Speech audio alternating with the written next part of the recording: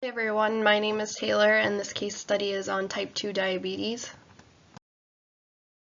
So here is the case study. 52-year-old male, Mike, diagnosed with type 2 diabetes about 6 months ago. He is on maximum dose of metformin and his A1C is still 7.2.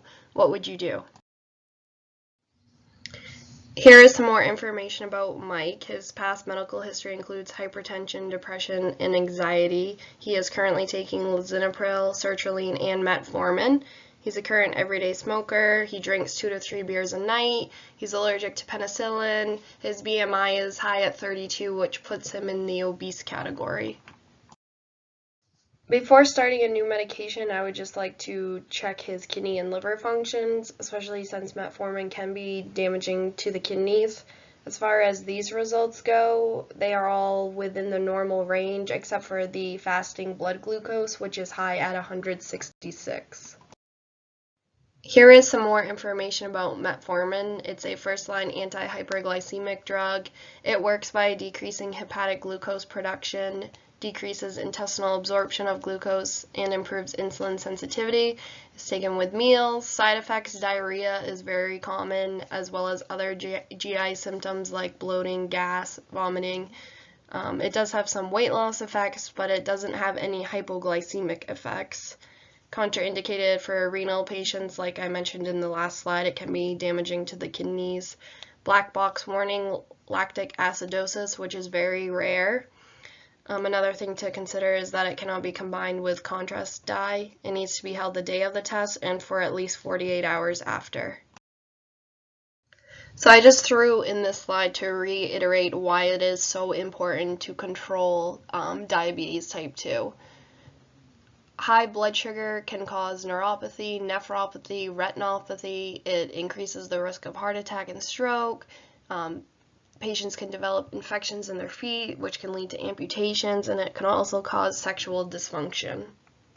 One of the first things I'd like to try with Mike is lifestyle modifications. As mentioned before, he does drink pretty frequently and he does smoke, so if he could limit his alcohol and quit smoking, that would further decrease his risk of having a heart attack and stroke.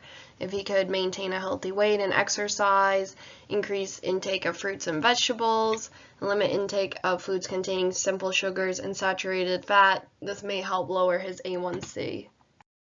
So after 3 months of lifestyle modifications, Mike states that he has been walking at least 30 minutes per day, 5 times a week. He continues to drink and smoke, but is lowering his carbohydrate intake and eating more fruits and vegetables. His A1C, however, is still at 7.2 and his BMI has not changed. So now what would we do? A1C for Mike would be 7 or lower, and since he hasn't achieved that with the max dose of metformin or lifestyle modifications, I would add glipizide to his plan of care.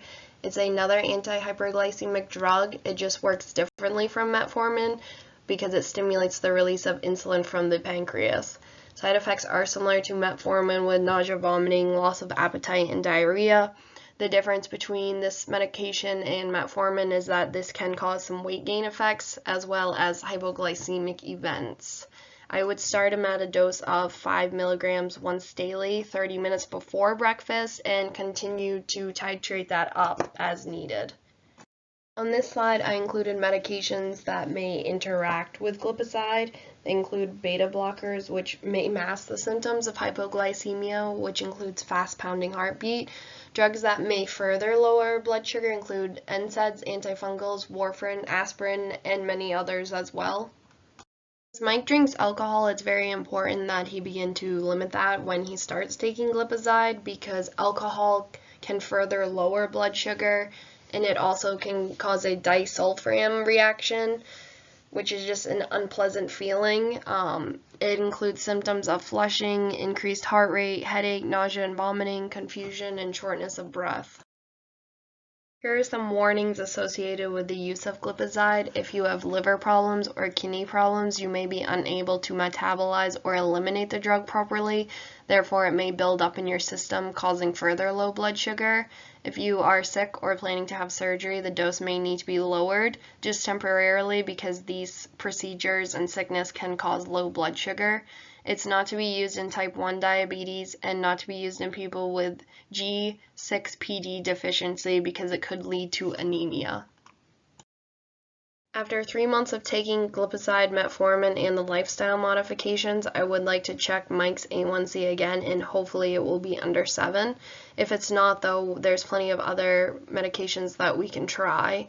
It's important with diabetics to let them know about the symptoms of low blood sugar, which include nervousness, anxiousness, sweating, chills, fast heartbeat, lightheadedness, and just a shaky feeling.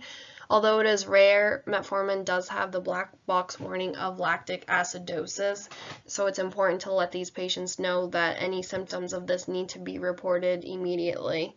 And these symptoms include shallow breathing, muscle pain, cramping, tiredness, weakness, and abdominal discomfort.